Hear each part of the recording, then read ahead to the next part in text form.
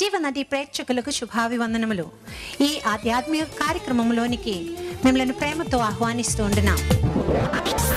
పరిశుద్ధమైన ప్రభు వాక్యములు బోధించినది, ఎక్కడ దొరకని ఆనందం పంచే జీవనది. పరిశుద్ధమైన ప్రభు వాక్యములు బోధించినది, ఎక్కడ దొరకని ఆనందం పంచే జీవనది. త్రియేక దేవుని అనుబంధమే ఈ జీవనది. త్రియేక దేవుని అనుబంధమే ఈ జీవనది.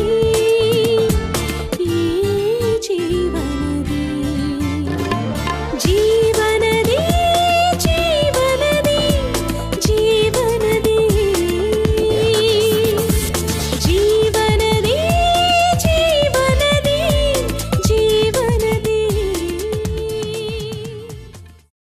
നിങ്ങൾ അതേ തേജസ്സിന്റെ സിംഹാസനത്തിൽ നിന്ന് അതേ ഇസ്രായേൽ ഗോത്രങ്ങളെ പന്തിനെയും ന്യായം വിധിക്കും. మీరు కూడా సింహాసనములలో కూర్చొని ఇశ్రాయేలు గోత్రమును తీర్పులోనికి నడిపించనన్నాడు. അത് മാത്രമല്ല, നിങ്ങൾക്ക് 100 മടങ്ങ് പ്രതിഫലം കർത്താവ് തരും. అది మాత్రమే కాదు, మీకు 100 రెట్లుగా మీకు ప్రతిఫలం ఇస్తానన్నాడు. അതിലെല്ലാറ്റേക്കാൾ ഉപരി നിത്യജീവനും നിങ്ങൾക്ക് ലഭിക്കും. వీటన్నిటికంటే ఎక్కువగా నిత్య జీవాన్ని మీకు దయచేస్తానన్నాడు. അങ്ങനെയെങ്കിൽ കർത്താവ് നമ്മളെ വിളിച്ചിട്ട് നമുക്ക് ജീവനും ഭക്തിക്ക് വേണ്ടതെല്ലാം അവൻ ദാനം ചെയ്തിരിക്കുന്നു. అలాగైతే మనల్ని పిలిచిన దేవుడు మన జీవనానికి మన భక్తికి కావాల్సినవన్నీ శుద్ధపరిచాడు. ഇങ്ങനെ നമുക്ക് വേണ്ടതെല്ലാം തരുവാൻ കഴിവുള്ള ഒരേ ഒരാളേ ഉള്ളൂ. അവനത്രേ കർത്താവായ യേശുക്രിസ്തു. ఈ విధంగా మనకు కావలసిన వాటన్నిటిని దయచేయవాడు మన ప్రభువు అనేటువంటి విషయాన్ని మనం తెలుసుకోవాలి. ഇസ്രായേലിനെ മോശ നടത്തിയെങ്കിലും മന്ന കൊടുത്തത് മോശയല്ല, സ്വർഗസ്ഥനായ ദൈവമായിരുന്നു. పాత నిబంధన ఇశ్రాయేలును దేవుడే నడిపించాడు, ఆహారం ఇచ్చినది దేవుడే. కానీ మోషే నడిపించారని వారు అనుకున్నారు. మోషే కాదు, దేవుడే వారిని నడిపించాడు. എന്നാൽ ഇവിടെ യേശു മോശയേക്കാൾ വലിയവനാണ്. ఇక్కడ యేసు ప్రభు మోషే కంటే గొప్పవాడు. അവൻ പഴയ നിയമ പുരോഹിതന്മാരെക്കാൾ വലിയവനാണ്. ఆయన పాత నిబంధన యాజకులందరికంటే గొప్పవాడు. അവന് അസാധ്യമായ ഒരു കാര്യവുമില്ല. ఆయనకు అసాధ్యమైనది ఏమీ లేదు. അവൻ അഞ്ചപ്പം കൊണ്ട് 5000 പോഷിപ്പിച്ചവനാണ്. 5 రొట్టెలతో 5000 మందిని അവൻ ఆహారం മരിച്ച 4 നാളായി ലാസനെ ഉയർപ്പിച്ചവനാണ്. చనిపోయి 4 రోజులు దాటిన లాజరును బ్రతికించాడు. നമ്മുടെ കർത്താവിന് അസാധ്യമായതൊന്നുമില്ല. మన ప్రభువుకు అసాధ్యమైనది അത് വിശ്വസിക്കുന്ന ദൈവത്തെ സ്തുതിച്ചാട്ടെ. విశ్వసించు వారి దేవునికి Praise the Lord. Hallelujah Hallelujah. హల్లెలూయా. ഓ യേശു സർവശക്തനാണ്. యేసు సర్వశక్తి ദൈവ సంపన్నుడు. സർവശക്തനായിരിക്കുന്ന പോലെ യേശു സർവശക്തനാണ്. యేసు సర్వశక్తి సంపన్నుడు. അവൻ സർവജ്ഞാനിയാണ്. ఆయన సర్వజ్ఞాని. അവൻ സർവവ്യാപിയാണ്. ఆయన సర్వవ్యాపి అయి അവൻ ఉన్నాడు. നമുക്കെല്ലാം തന്നിരിക്കുകയാണ്. ఆయన మనకు అన్నిటినీ దయచేశాడు. അതുകൊണ്ട് യേശുവിനെ അനുഗമിക്കുന്നവർ എത്ര ഭാഗ്യശാലികളാണ്. యేసుని అనుగమించు వారు ఎంత ధన్యులు. എന്നെ അനുഗമിക്കുക എന്നാണ് യേശു പറഞ്ഞത്. నన్ను వెంబడించండి అని ప్రభు യേശുവിനെ అంటున్నాడు. അനുഗമിപ്പാൻ ഇറങ്ങിത്തിരിച്ചവരെല്ലാം കരങ്ങൾ ഉയർത്തി ദൈവത്തെ സ്തുതിച്ചാട്ടെ. యేసుని అనుగమించడానికి బయలుదేరిన వారందరూ చేతులెత్తి దేవునికి స్తోత్రం చెల్లించాలి. ഓ സകലവും അവൻ നമുക്ക് ദാനം ചെയ്തിരിക്കുകയാണ്. సమస్తము ఆయన మనకు దానం ఇచ్చాడు. രക്ഷ അവൻ നമുക്ക് ദാനമായി തന്നു. రక్షణ మనకు దానమే.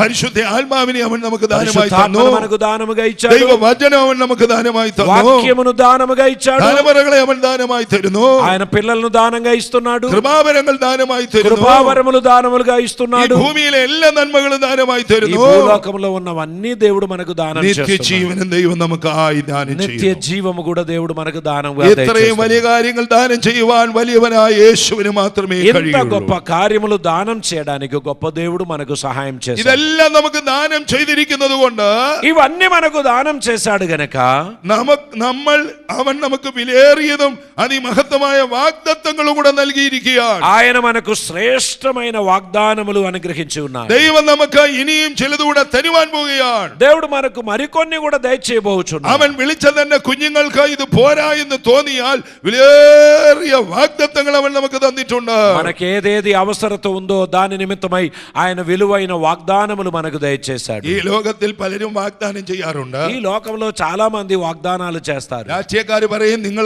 ഞങ്ങളെ വോട്ടിട്ട് ജയിപ്പിച്ചാൽ നിങ്ങൾക്ക് വേണ്ടി അതും ഇതുമൊക്കെ ചെയ്യാം. రాజకీయ నాయకులు చెప్తారు మాకు ఓటు వేయండి మేము అది చేస్తాం ఇది చేస్తాం అంటారు. എന്നാൽ എല്ലാ വാഗ്ദാനങ്ങളൊന്നും അവർക്ക് നിവർത്തിക്കാൻ പറ്റുകയില്ല. అన్ని వాగ్దానములు నెరవేర్చడానికి ఉన్న శక్తి వారికి లేదు. കാരണം അവരൊക്കെ മനുഷ്യരാണ്. వారు కూడా మనుషులే. മനുഷ്യൻ പരിമിതിയുള്ളവനാണ്. మనుషునికి లిమిటేషన్స్ ఉన్నాయి. മനുഷ്യർക്കൊന്നും നമ്മുടെ ആവശ്യം പൂർണ്ണമായി നിറവേറ്റുവാൻ మన అక్కర్లన్నీ పూర్తిగా తీర్చివేయడానికి ఎవరికీ సాధ్యం కాదు. എന്നാൽ നമ്മുടെ യേശുവിന് ഒരു പ്രത്യേകതയുണ്ട്. కానీ మన యేసయ్యకు ఒక ప్రత్యేకత ఉంది. അവൻ പറഞ്ഞാൽ വാക്ക് മാറത്തില്ല. ఆయన చెప్పుతే మాట తప్పడు. നമ്മുടെ യേശു ഒരു മന്ത്രിയും കൂടെയാണ്. మన యేసు ఒక మంత్రి. എന്നാൽ ആ മന്ത്രിയുടെ പേര് അത്ഭുത മന്ത്രി ఆయన എന്നാണ്. పేరు అద్భుత మంత్రి. തെലുങ്ക് ദേശത്ത് ആ മന്ത്രി ഇല്ല.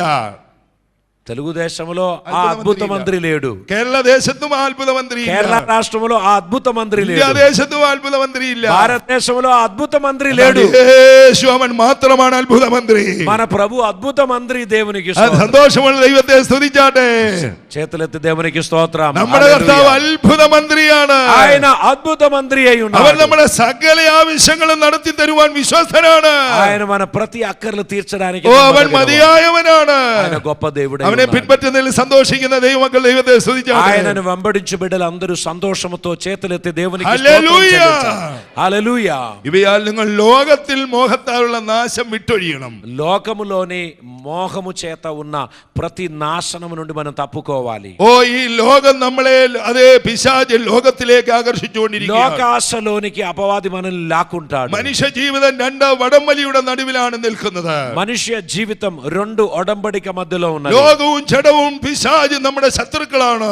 లోకము శరీరము సాతాను మన శత్రువులే. ദൈവത്തിലേക്ക് വന്ന നമ്മൾ കർത്താവിനെ മുറുകെ പിടിക്കേണ്ടത് ആവശ്യമാണ്. దేవునిలోనికి నడవడానికి మనం ప్రభువును గట్టిగా పట్టుకోవాల్సిన ഈ అవసరం ఉంది. കൃപയിലേക്ക് വന്നാൽ കർത്താവ് നമ്മളെ പിടിച്ചുകൊള്ളും. അതൊരു സത്യമാണ്. ఈ కృపలోనికి మనం వస్తున్నట్లయితే ప్రభు మనల్ని పట్టుకుంటాడు నడిపిస్తాడు అనేది నిజం. എന്നാൽ നമ്മളും കൂടെ കർത്താവിനെ മുറുകെ പിടിച്ചുകൊള്ളണം. కానీ మనం కూడా ప్రభువును పట్టుకోవాలి. ഉദാഹരണമായി പറഞ്ഞാൽ ఉదాహరణకు చెప్తే ഒരു കുരങ്ങ് അതിന്റെ കുഞ്ഞിനെ കൊണ്ടുപോകുന്നത് നിങ്ങൾ ചിലർ കണ്ടിട്ടുണ്ടായിരിക്കും. ఒక కోతి తాని పిల్లను తీసుకొని వెళ్ళేది మీరు చూసి ఉండొచ్చు. ആ കുരങ്ങിന്റെ കുഞ്ഞ് ആ കുരങ്ങൻ തള്ളക്കുരങ്ങിനെ ഇങ്ങനെ അള്ളി പിടിച്ചിരിക്കുകയാണ്. ఆ కోతి పిల్ల దాని తల్లిని గట్టిగా పట్టుకుంటది.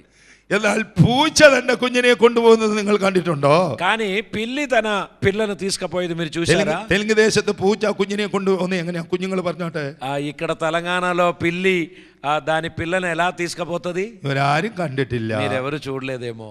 എന്നാൽ പൂച്ച തള്ളപ്പൂച്ച തന്നെ കുഞ്ഞിനെ കടിച്ചു പിടിച്ചുകൊണ്ടാണ് ఆ പോകുന്നത്. తల్లి పిల్లి ఆ పిల్లను ఇలా తన నోటి ద్వారా కొరికి పట్టుకొని తీసుకొని పోతారు. ഇപ്പൊ അവരെല്ലാരും തലകുലുക്കുന്നു. ఇప్పుడు అందరూ తల അത് సత్యമാണെന്ന് അവർ అది പറയുന്നത്. నిజమని ఒప్పుకున్నారు. ഇത് കാണിക്കുന്നത് എന്താണ്? ఇదేం చూపిస్తుంది? നമ്മൾ ദൈവത്തെ മുറുകെ പിടിച്ചോണം. మనం దేవుణ్ణి గట్టిగా അപ്പൊ పట్టుకోవాలి. ദൈവം നമ്മളെയും മുറുകെ പിടിച്ചോളും. దేవుడు మనల్ని గట్టిగా పట్టుకుంటాడు. നീ എന്നെ കാത്തോളണമേ ദൈവമേ എന്നും പറഞ്ഞ് നമ്മുടെ ഇഷ്ടപ്രകാരം നമ്മൾ പോകാൻ నీవు నన్ను പാടില്ല. కాపాడుకో ప్రభు అని చెప్పి మనం ఇష్టం వచ్చినట్లు తిరిగితే നമ്മൾ ദൈവത്തോടും കൂടെ പറ്റിയിരിക്കണം. మనం కూడా దేవుణ్ణి పట్టుకొని അവനോട് హత్తుకొని ఉండాలి. പറ്റിയിരിക്കാൻ ఆ దేవుని ఆయన నన్ను హత్తుకొని ఉన్నాడు గనుక ഞാൻ അവനെ నేను വിടുവിക്കും. ఆయనను విడిపించదు. ദൈവത്തിന്റെ വചനം നമ്മൾ അനുസരിക്കണം. దేవుని వాక్యం మనం పాటించాలి. എത്രത്തോളം ദൈവത്തോട് പറ്റിയിരിക്കാമോ ఎంతగా దేవుని మనం హత్తుకుంటామో അത്രത്തോളം നമ്മൾ പറ്റിയിരിക്കണം. అంతగా మనం అది చేయాలి. അതിന് ദൈവം നമുക്ക് കൃപ തരുന്ന ദൈവമാണ്. దానికి దేవుడు మనకు కృపనిస్తాడు. അതുകൊണ്ട് ലോകത്തിൽ മോഹത്താലുള്ള നാശം നമ്മൾ വിട്ടൊഴിയണം. కాబట్టి లోకములోని ఆ నాశనాన్ని మనం వదిలిపెట్టాలి. ലോകമോഹം നമ്മളിലേക്ക് പ്രവേശിപ്പാൻ സാധ്യതയുണ്ട്. లోక ఆశ మనలో ప్రవేశించకూడదు. എന്നാൽ നമ്മൾ അത് പ്രവേശിപ്പാൻ അനുവദിക്കരുത്. మనం దాన్ని అనుమతించొద్దు. ഈ കടലിലെ മത്സ്യങ്ങളെ നമ്മൾ അതേ പിടിച്ച് ഭക്ഷിക്കുന്നവരാണല്ലോ. మనము సముద్ర చేపలను మనం తింటాం కదా. എന്നാൽ ആ ഉപ്പുരസത്തിൽ കിടക്കുന്ന ഒരു മത്സ്യത്തിലും ഉപ്പുരസമില്ല. ఆ ఉప్పు నీళ్ళలో ఉన్నటువంటి ఏ చేపను మీరు చూసినా దాని శరీరంలో ఉప్పు అసలే లేదు. ഇതുപോലെ ഈ ദുഷ്ടലോകത്തിലാണ് ദൈവം നമ്മളെ ഇട്ടിരിക്കുന്നത്. ഈ ദുഷ്ടലോകത്തിലെ സ്വഭാവം നമ്മളിലേക്ക് ഇനി പ്രവേശിപ്പാൻ പാടില്ല. మనం ఈ దుష్టలోకములోనే మనం జీవించుచున్నా ఆ లోకపు మలినత మనల్ని అండొద్దు. താമരപ്പൂ എല്ലാവർക്കും ഇഷ്ടമുള്ളതാണല്ലോ. താമരപ്പൂ అందరికి ഇഷ്ടം. എന്നാൽ താമരയുടെ വേരുകൾ ചേറിലേക്ക് ആഴ്ന്ന് കിടക്കുന്നതാണ്. తామర యొక్క వేరు అది బురదలో లోతుగా వెళ్తది. എന്നാൽ ആ താമര പൂവിൽ ആ ചേറിന്റെ രൂക്ഷ ഗന്ധങ്ങൾ ഒന്നും തന്നെ ഇല്ല. కానీ ఆ తామర పువ్వు మనం తీసి చూస్తే ఆ బురద వాసన దాని మీద లేదే లేదు. നമ്മൾ ഈ ശരീരത്തിൽ വസിച്ചുകൊണ്ട് ഈ ദുഷ്ടലോകത്തിൽ തന്നെയാണ് ദൈവം നമ്മളെ ഇട്ടിരിക്കുന്നത്. మనం ఈ శరీరంలో నివసించుచున్నప్పుడు ఈ లోకములో మనం ఉన్నప్పుడు എന്നാൽ ఈ ലോകത്തിലെ ദുഷിച്ച സ്വഭാവങ്ങൾ നമ്മളിലേക്ക് പ്രവേശിപ്പാൻ ఈ പാടില്ല. లోకములోని చెడు అలవాట్లు, చెడు స్వభావము, చెడు మాటలు, చెడు ఆలోచనలు మనలోనికి రావద్దు. ഒരു കാലത്ത് നമ്മൾ ലോകക്കാരായിരുന്നു. ఒకప్పుడు మన లోక మనుషులుగా ఉండే. എന്നാൽ ലോകത്തിൽ നിന്ന് കർത്താവ് നമ്മളെ വിളിച്ചു ఇప్పుడు లోకములో నుండి ప్రభు మనల్ని వేరు చేశారు. ഇപ്പോൾ നമ്മൾ ആരാണ്? ఇప్పుడు మనం ఎవరమై ఉన్నాం? ഇപ്പോൾ നമ്മൾ ദൈവത്തിന്റെ ఇప్పుడు మనం മക്കളാണ്. దేవుని బిడ్డలమై ఉన్నాం. നേരത്തെ നമ്മൾ ഇരുളായിരുന്നു. అంతకు మునుపు మనం చీకటిగా ഇപ്പോൾ ఉండే. നമ്മൾ കർത്താവിൽ വെളിച്ചമാണ്. ఇప్పుడు మనం ప్రభునంతు ഓ వెలుగుగా ఉన్నాం. വെളിച്ചത്തിന്റെ ഫലമുള്ളവരായി మనం వెలుగు ఫలము కలిగిన వారిగా എന്നും ఉన్నాం. നമ്മൾ വെളിച്ചത്തിൽ വസിക്കണം. ఇప్పుడు మనం వెలుగులో నివసించాలి. ചിലര് ഇരുളിലേക്ക് പോകുന്നവരാണ്. కొందరు చీకటిలోనికి వెళ్తారు. പാപത്തിന്റെ നിഷ്ഫല പ്രവർത്തികളിൽ നമ്മൾ കൂട്ടാളികളാകരുത്. పాపపు నిష్ఫల క్రియలలో మనం పాలివారవద్దు. പഴയ ഇരുളിന്റെ സ്വഭാവങ്ങളിലേക്ക് നമ്മൾ മടങ്ങിപ്പോകരുത്. ప్రాచీన స్వభావములోనికి మనం వెళ్ళిపోవద్దు. ഓ ഒരു മനുഷ്യനെ അതേ യെരുശലേമിൽ നിന്ന് എരിഹോവിലേക്ക് പോയുവാനിടയായി. ఒక మనుషుడు యెరూషలేము నుండి ఎరికోలోకి వెళ్ళారు. യെരുശലേം എന്ന് പറഞ്ഞാൽ ദൈവത്തിന്റെ നഗരമാണ്. యెరూషలేము దేవుని యొక్క పట్టణం. അവൻ നാശപട്ടണമായ എരിഹോവിലേക്ക് പോകുവാൻ തീരുമാനിച്ചു. నాశన పట్టణమైన ఎరికోకు వెళ్ళడానికి నిర్ణయించాడు. അതുകൊണ്ട് എന്താണ് അവന്റെ ജീവിതത്തിൽ സംഭവിച്ചത്? ఆయన జీవితంలో ఏం జరిగింది? അവൻ കള്ളന്മാരുടെ കയ്യിൽ അകപ്പെടുവാനിടയായി. దొంగల చేతిలో పట్టబడ్డాడు. അവൻ അവന്റെ വസ്ത്രം അടിച്ചു. ఆ వారు ఆయన వస్త్రము విప్పారు. അവൻ അവന്റെ ദേഹത്ത് മുറിവേൽപ്പിച്ചു. ఆయన శరీరమును గాయపరిచారు. അവന്റെ ധനമെല്ലാം മോഷ്ടിച്ചു. ఆయన ఆస్తి అంతా దొంగలించారు. അവർ അവനെ അർത്ഥപ്രാണനായി വിട്ടച്ചുപോയി. కొర ప్రాణముతో వదిలేసి వెళ్ళారు. അവൻ യെരൂശലേമിൽ നിന്ന് എരിഹോവിലേക്ക് പോവുകയായിരുന്നു. యెరూషలేములో నుండి ఎరికోలోనికి వెళ్ళారు. കൃപയാൽ ദൈവം നമ്മളെ ദൈവസന്നിധിയിലേക്ക് കൊണ്ടുവന്നിരിക്കുകയാണ്. కృపచేత దేవుడు మనల్ని దేవుని సన్నిధికి ഈ പ്രാർത്ഥന తీసుకొచ్చాడు. കൂട്ടത്തിലേക്ക് കൊണ്ടുവന്നിരിക്കുകയാണ്. ఈ ఆరాధన మందిరములోనికి കർത്താവിന്റെ తీసుకొచ్చాడు. സഭയിലേക്ക് നമ്മളെ കൊണ്ടുവന്നിരിക്കുകയാണ്. ప్రభుని మందిరములోనికి ഓ తీసుకొచ్చాడు. ഇത് ദൈവത്തിന്റെ യെരൂശലേമാണ്. ఇది దేవుని యెరూషలేము. ഈ കൃപ വിട്ട് നമ്മൾ പോകരുത്. ఈ కృపలో నుండి మనం ഈ తొలగిపోవద్దు. കൂട്ടായ്മ വിട്ട് നമ്മൾ പോകരുത്. ఈ సహవాసం విడిచిపెట్టి ഈ మనం ഭർത്താവിനെ పోవద్దు. വിട്ട് നമ്മൾ പോകരുത്. ఈ ఆరాధన వదిలిపెట్టి ഈ పోవద్దు. വിശുദ്ധ വചനങ്ങളെ വിട്ട് നമ്മൾ പോകരുത്. ఈ పరిశుద్ధ వాక్యమును విడిచి మనం వెళ్ళొద్దు. പോയാൽ നമ്മൾ ശത്രുവിൽ അകപ്പെടുവാനിടയാകും. പോയാൽ നമ്മൾ ശത്രുവിൽ അകപ്പെടുവാനിടയാകും. మనము దేవుని వాక్యమును సహవాసమును విడిచి వెళితే దుష్టుని చేతిలో మనం ഇവിടെ నలుగొట్టబడతాము. വന്ന് ആർക്കും അങ്ങനെ ఇక్కడ സംഭവിക്കാതിരിക്കട്ടെ. ఉన్నటువంటి ఎవ్వరికి కూడా అటువంటి దుస్థితి നമ്മുടെ కలగదు. വിളി ഉന്നതമായ ഒരു വിളിയാണ്. మన పిలుపు అతి శ్రేష్టమైన ഇത് పిలుపు. ശ്രേഷ്ഠമായ വിളിയാണ്. అతి శ్రేష్టమైన ഇത് పిలుపు. പരമമായ വിളിയാണ്. ఇది ఉన్నతమైన పిలుపు. ഇത് സ്വർഗത്തിലേക്കുള്ള ఇది വിളിയാണ്. పరలోక సంబంధమైన ഇത് పిలుపు. നിത്യരാജ്യത്തിലേക്കുള്ള ఇది నిత్య రాజ్య വിളിയാണ്. సంబంధమైన పిలుపు. അതുകൊണ്ട് എന്റെ നീതിമാൻ വിശ്വാസത്താൽ ജീവിക്കുക. కాబట్టి నా నీతిమంతుడు విశ్వాసం మూలముగా പിന്മാറി జీవించును. പോകുന്നുവെങ്കിലോ എന്റെ ഉള്ളത്തിൽ അവനിൽ പ്രസാദമില്ല. వెనకకు వెళ్ళినట్లయితే నా హృదయములో ఆయన మీద సంతోషం లేదు. നമ്മൾ ഒരിക്കലും പിന്മാറി പോകരുത്. ఎప్పుడు వెనకకు పోవద్దు. അഥവാ ഒരുവൻ പിന്മാറിയെങ്കിലോ ఒకడు వెనకకు పోతే നീതിമാനായ യേശുക്രിസ്തു പിതാവിന്റെ വലഭാഗമുണ്ട്. నీతిమంతుడైన యేసు తండ్రి కుడి పార్శ్వమందు വേഗത്തിൽ നിരപ്പ് പ്രാപിച്ച് കർത്താവിലേക്ക് മടങ്ങി വരണം. మనము తొందరగా సమాధానపడి ప్రభు దగ్గరికి കർത്താവിന്റെ రావాలి. കൃപയിൽ നിലനിൽക്കുന്നവരെ ഓർത്ത് ഞാൻ ദൈവത്തെ ప్రభు സ്തുതിക്കുകയാണ്. కృపలోనికి మనం రావాలి. ലോകത്തിൽ മോഹത്താലുള്ള നാശത്തെ നമ്മൾ വിട്ടൊഴിയണം. లోకపు మోహము నుండి నాశనము నుండి మనం ഈ విడిపింపబడాలి. ലോകം നമ്മളെ നശിപ്പിക്കുന്ന ఈ ലോകമാണ്. లోకం మనల్ని పాడు చేయుచున్నది. ലോകമോഹം ദൈവത്തോട് ശത്രുതമാണ്. లోక ఆశలు దేవునికి శత్రుత్వం. ലോകത്തിന്റെ സ്നേഹിതനാകുന്നവൻ ദൈവത്തിന്റെ ശത്രുവാണ്. లోకములో లోకమును ప్రేమించు వారు దేవునికి శత్రువులు. അതുകൊണ്ട് എല്ലാറ്റിലുപരി നമ്മൾ കർത്താവിനെ സ്നേഹിക്കുക. అన్నిటికంటే ఎక్కువగా ప్రభువును ഇവിടെ ప్రేమించండి. വന്നിരിക്കുന്ന നിങ്ങൾ എല്ലാറ്റിലുപരി യേശുവിനെ ఇక్కడ వచ్చిన మీ സ്നേഹിക്കുക. అందరినీ ప్రభు ഈ ఆశీర్వదించి ലോകത്തിലുള്ള എല്ലാത്തേക്കാളും അധികം നമ്മൾ യേശുവിനെ സ്നേഹിക്കുക. ఇక్కడ ఉన్న వాటన్నిటికంటే ఎక్కువగా మనం ప్రభువును ప్రేమించాలి. കാരണം ദൈവം നമ്മളെ സ്നേഹിച്ചു. ఎందుకంటే ప్రభు మనల్ని ప్రేమించాడు. തന്റെ ഓമന പുത്രനെ എന്ത് നമ്മളെ സ്നേഹിച്ചു. తన ఓమన కుమారుని మన కొరకు అనుగ్రహించాడు. ദൈവത്തിന്റെ സ്നേഹം നമ്മുടെ ഹൃദയത്തിൽ തന്നിരിക്കുകയാണ്. ఆయన ప్రేమ మన హృదయములో అనుగ్రహించాడు. നമ്മുടെ ജീവിതത്തിന്റെ മുൻഗണനയിൽ ഒന്നാം സ്ഥാനം మన യേശുവിനായിരിക്കട്ടെ. జీవితంలో ప్రథమ స్థానం యేసయ్యకి ఇవ్వాలి. ഒരു മനുഷ്യന്റെ ജീവിതത്തിൽ ഒന്നാം സ്ഥാനം ദൈവത്തിനായിരിക്കണം. ఒక మానవ జీవితంలో మొదటి స్థానం దేవునికి ఇవ్వాలి. ചിലർ അവരുടെ ജോലിക്കാണ് ഒന്നാം സ്ഥാനം കൊടുക്കുന്നത്. కొందరు వారి ఉద్యోగ ఉద్యోగానికి మొదటి ചിലർ స్థానం, അവരുടെ ഭൗതിക സമ്പത്തിനാണ് ഒന്നാം സ്ഥാനം కొందరు వారి കൊടുക്കുന്നത്. ఆస్తికి మొదటి എന്നാൽ స్థానం. ഒരിക്കലും അങ്ങനെയല്ല. మనం ఎప్పుడు అలా చేయొద్దు. എല്ലാറ്റിലുപരിയായി നമ്മൾ യേശുവിനെ అన్నిటికంటే സ്നേഹിക്കുക. ముఖ్య స్థానం ప్రభువుకి കർത്താവിന്റെ ఇవ్వాలి. കർത്താവിന് ഒന്നാം സ്ഥാനം കൊടുക്കുക. ప్రభువునకు ప్రథమ స్థానం ഇത് ఇవ్వాలి. ആഴ്ചവട്ടത്തിന്റെ ഒന്നാം ദിവസമാണ്. ఇది వారములకు మొదటిది ఓ రోజు. ഇന്നത്തെ ദിവസം നമ്മൾ കർത്താവിന് കൊടുക്കുക. ఈ రోజు మనం దేవునికి ఇవ్వాలి. ഓ നമ്മുടെ ജീവിതത്തിന്റെ നന്മ കർത്താവിന് കൊടുക്കുക. మన జీవితంలోని మేలులన్నీ നമ്മുടെ దేవునికి ജീവിതത്തിലെ ఇవ్వాలి. ഏറ്റവും നല്ലതിനെ കർത്താവിന് మన കൊടുക്കുക. జీవితంలోని శ్రేష్టమైనది దేవునికి ఇవ్వాలి. നിങ്ങളുടെ ആദിജാതന്മാരെ ദൈവത്തിന് കൊടുക്കുക. మీ మొదటి కుమారులను దేవునికి നിങ്ങൾ ఇవ్వాలి. ദൈവത്തിന് കൊടുക്കുമ്പോൾ ഏറ്റവും നല്ലത് വേണം കൊടുക്കുക. మీరు దేవునికి ఇచ్చుచున్నప్పుడు మంచి దానిని ఇవ్వాలి. നിങ്ങളുടെ ആരോഗ്യത്തിന്റെ നല്ല സമയം ദൈവത്തിന് കൊടുക്കുക. మీ ఆరోగ్యములో మంచి సమయం దేవునికి ఇవ్వండి. നമ്മുടെ ജീവിതത്തിന്റെ ഏറ്റവും നല്ലത് మన കർത്താവിനായിരിക്കട്ടെ. జీవితంలోని శ్రేష్టమైనది ప్రభువుకి അവൻ ఇవ్వండి. നമുക്ക് ഏറ്റവും നല്ലത് തന്നപ്പോൾ ఆయన మనకు శ్రేష్టమైన దాన్ని ఇచ్చినప్పుడు തിരിച്ചവന് നമ്മൾ കൊടുക്കുന്നത് ഏറ്റവും మనం కూడా നല്ലതായിരിക്കും. శ్రేష్టమైనది ప్రభువుకి ഓ ఇవ్వాలి. ദൈവം നമ്മളിൽ പ്രസാദിക്കട്ടെ. ప్రభు మనలో ఆనందించును ദൈവം గాక. നമ്മളിൽ അതെ പ്രസാദിക്കട്ടെ. ప్రభు మనలో ఆనందించును గాక. അങ്ങനെ നമ്മൾ ഈ ലോകത്തിന്റെ നാശം വിട്ടകന്നാൽ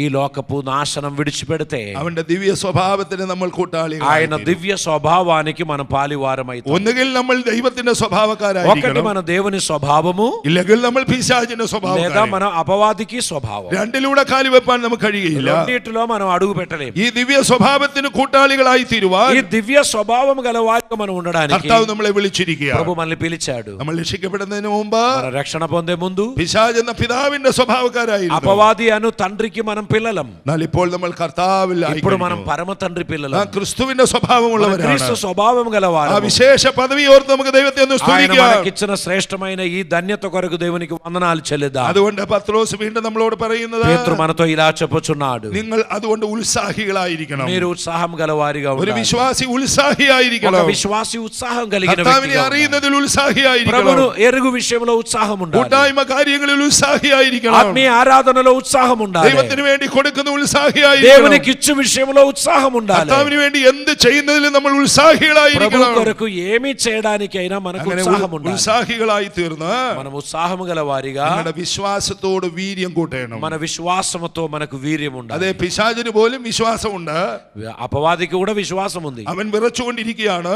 ఆయన వణుకుచున్నాడు. എന്നാൽ നമുക്ക് കിട്ടിയത് സാധാരണ വിശ്വാസമല്ല, మనకు దొరికినది మామూలు విశ్వాసం కాదు. വിലയേറിയ വിശ്വാസമാണ്. విలువైన విశ్వాసం. ഇന്നും പലരും അല്പവിശ്വാസികളായിട്ടിരിക്കുകയാണ്. ఈ రోజు అనేకులు అల్ప എന്നാൽ విశ్వాసులు. ദൈവം നമ്മുടെ വിശ്വാസം దేవుడు വർദ്ധിപ്പിച്ചുകൊണ്ടിരിക്കുകയാണ്. మన విశ్వాసమును వర్ధిల్ల చేస్తున్నాడు. അത്ഭുതങ്ങളും അടയാളങ്ങളും നമ്മുടെ മധ്യേ ചെയ്തുകൊണ്ടിരിക്കുകയാണ്. అద్భుతములు సూచక క్రియలు ప్రభు చేస్తున్నాడు. വിശ്വസിക്കത്തക്ക കാര്യങ്ങൾ ദൈവം നമ്മളിൽ പ്രവർത്തിച്ചുകൊണ്ടിരിക്കുകയാണ്. విశ్వసించడానికి తగిన కార్యములు దేవుడు మనలో చేస్తున్నాడు. ഇനി നമ്മൾ അല്പവിശ്വാസികളായിരിക്കാനല്ല, ఇంకా మనము అల్ప విశ్వాసులుగా നമ്മുടെ ఉండదు. ദൈവത്തെ പൂർണ്ണമായി വിശ്വസിക്കുക.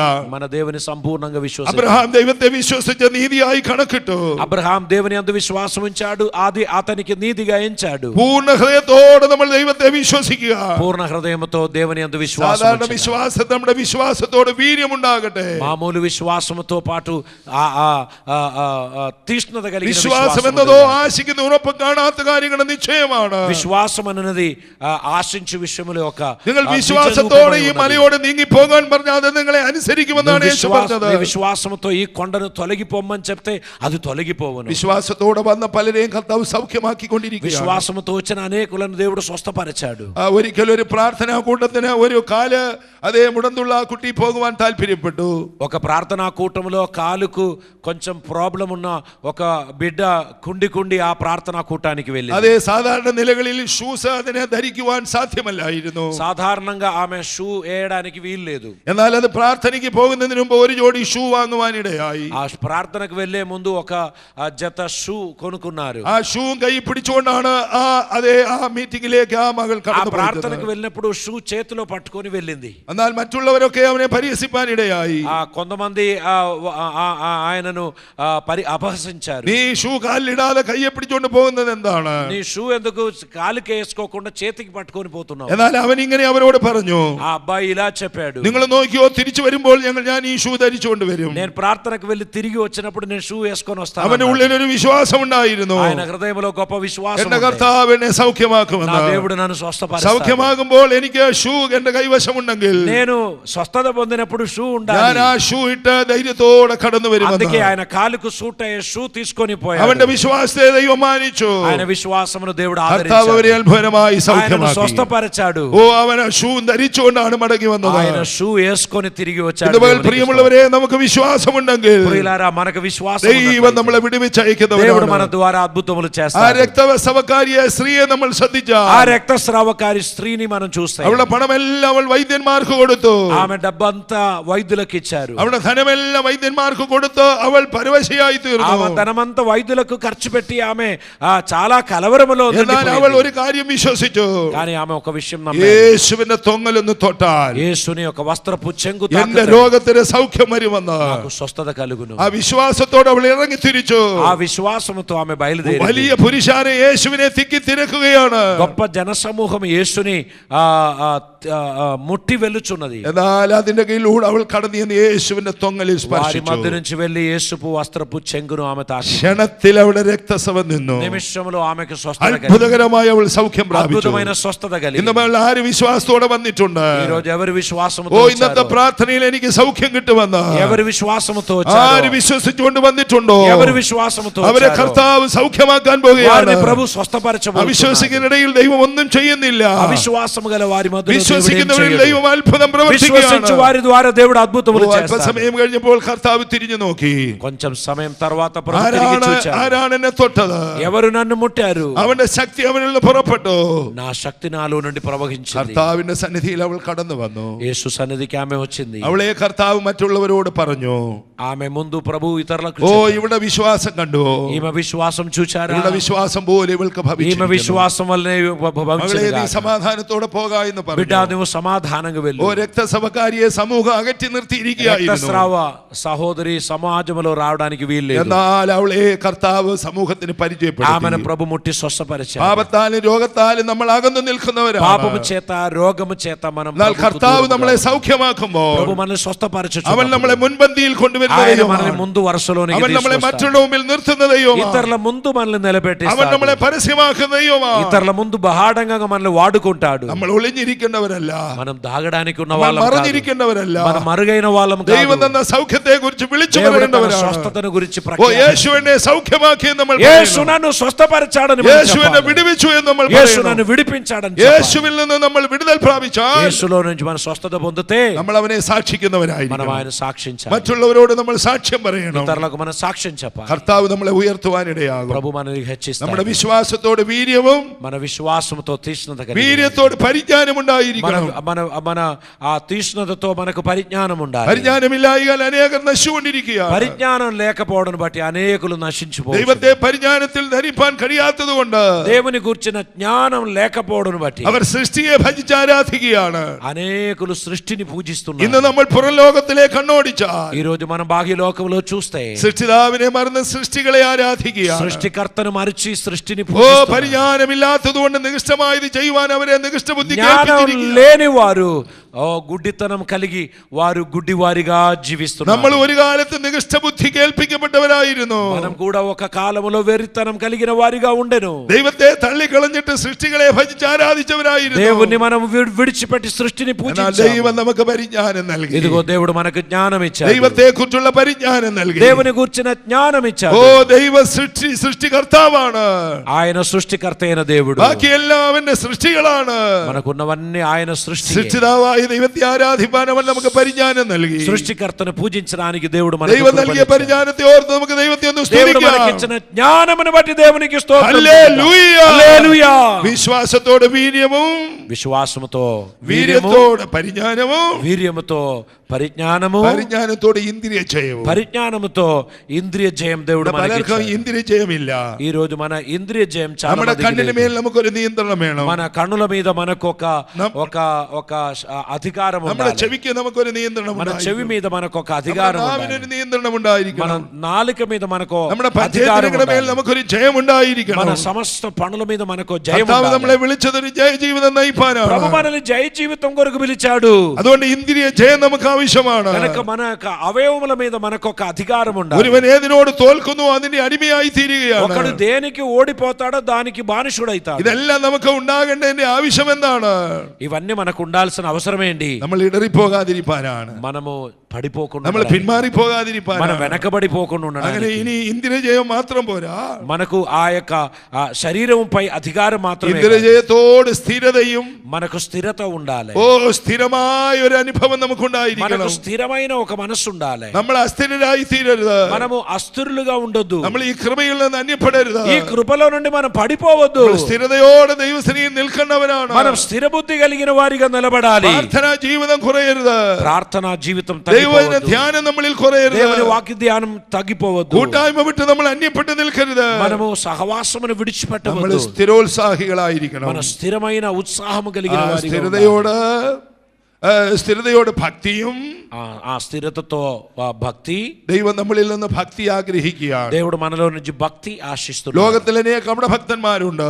అనేక మంది భక్తులు ఈ లోకంలో യഥാർത്ഥ ఉన్నారు. ഭക്തിയുള്ളവരായിരിക്കാൻ యథార్థమైన భక్తి కలిగిన ദൈവം వారిగా നമ്മളോട് ആവശ്യപ്പെടുകയാണ്. మనతో ఆశిస్తున్నాడు. യോബ് പരമഭക്തനായിരുന്നു. యోబు గొప్ప భక్తుడై ఉండేను. അവൻ അവന്റെ ഭക്തിയെ മുറുകെ പിടിച്ചു. ఆయన భక్తిని ఆయన గట్టిగా పట్టుకున్నాడు. എന്നാൽ പ്രതികൂലം കടന്നു വന്നപ്പോൾ ఆ వ్యతిరేకతలు వచ్చినప్పుడు അവന്റെ ഭാര്യ അവനോട് പറയുകയാണ്, ఆయన భార్య చెప్పుచున్నారు, നീ ഇപ്പോഴും നിന്റെ ഭക്തി മുറുകെ പിടിച്ചുകൊണ്ടിരിക്കുന്നു. ఇంకనూ ఈ భక్తిని పట్టుకొని ఉంటావా? നീ ഇതെല്ലാം തള്ളിക്കളഞ്ഞു പോയി മരിച്ചു കളയാൻ പറയുകയാണ്. అన్ని వదిలిపెట్టి చచ్చిపో.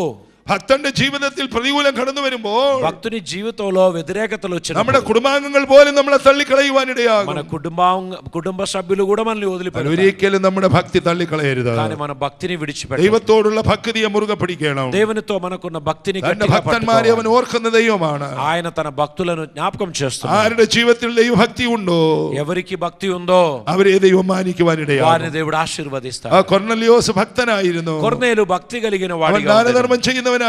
ఆయన ఆరాధన അവൻ చేయువాడు. എപ്പോഴും ఆయన പ്രാർത്ഥിക്കുന്നവനായിരുന്നു. దాన ధర్మములు చేసి ప్రార్థించువాడు. അവന്റെ പ്രാർത്ഥന ఆయన ദൈവസന്നിധിയിലെത്തി. ప్రార్థన దేవుడు అంగీకరించాడు. ദൈവം ഇറങ്ങി വന്നു. దేవుడు దిగి వచ్చాడు. പത്രോസിനെ അവന്റെ അടുക്കലേക്ക് അയച്ചു. పేతురును ఆయన దగ్గరికి അവൻ పంపాడు. യേശുവിനെ കുറിച്ച് കേട്ടു. యేసుని గురించి విన్నాడు. അവൻ മാനസാന്തരപ്പെട്ടു. ఆయన మారు మనసు അവൻ పొందాడు. സ്നാനപ്പെട്ടു. ఆయన బాప్టిజం അവന്റെ పొందాడు. കുടുംബം മുഴുവനും ఆయన కుటుంబం സന്തോഷിപ്പാനിടയായി. అంతా రక్షింపబడ్డాడు. ഏത് ജാതിയിലും ദൈവത്തെ ഭയപ്പെട്ട് ఏ జాతి అయినా దేవునికి భయపడి അവന്റെ കൽപ്പനകളെ പ്രമാണിപ്പാൻ ఆయన ఆజ్ఞలను గైకొంటే ആ മനസ്സുള്ളവരാണെങ്കിൽ మన మనసున్న അവൻ వారు നമ്മളെ അംഗീകരിക്കുന്ന ദൈവമാണ്. ఆయన వారిని అంగీకరిస్తారు. നമുക്ക് ദൈവത്തിലുള്ള ഭക്തി దేవుని అందున్న భక్తి അവസാനത്തോളം മുറുകെ చివరి പിടിച്ചു. దాకా గట్టిగా పట్టుకుందాం. ആ ഭക്തിയോട് ఆ భక్తితో സഹോദര പ്രീതി ഉണ്ടായിരിക്കണം. సహోదర ప్రేమ కలిగిన వారిగా ഈ ఉండాలి. കൃപയിലേക്ക് വന്നവരെല്ലാം സഹോദര ఈ പ്രീതിയുള്ളവരായിരിക്കണം. కృపలోనికి వచ్చిన వారందరూ సహోదర ప్రేమ కలిగిన వారిగా നിങ്ങളുടെ ఉండాలి. സഹോദരൻ ഒരുവൻ കഷ്ടം അനുഭവിക്കുന്നെങ്കിൽ നിങ്ങൾ അവന് വേണ്ടി പ്രാർത്ഥിക്കണം. మీ సహోదరులు ఒకడు కష్టంలో ఉన్నట్లయితే వాని కొరకు ప్రార్థన ഈ చేయాలి. കൂട്ടായ്മയിലേക്ക് ദൈവം നമ്മളെ കൊണ്ടുവന്നത് കഷ്ടം അനുഭവിക്കുന്നവർക്ക് വേണ്ടി ఈ പ്രാർത്ഥിപ്പാനാണ്. సహవాసంలోనికి దేవుడు మనల్ని తీసుకొచ్చింది శ్రమ పడుచున్న వారి కొరకు ప్రార్థించడానికి. സഹായിപ്പാൻ കഴിയേണ്ട എല്ലാവരെയും സഹായിപ്പാനാണ്. సహాయం చేయగలిగినంతగా అందరికీ సహాయం చేయాలి. സഹോദര പ്രീതി എപ്പോഴും നമ്മളിൽ ഉണ്ടായിരിക്കണം. సహోదర ప్రేమ మనలో వర్ధిల్లాలి. സഹോദര വർഗത്തെ നമ്മൾ സ്നേഹിക്കണം. సహోదర వర్గాన్ని మనం ప్రేమించాలి.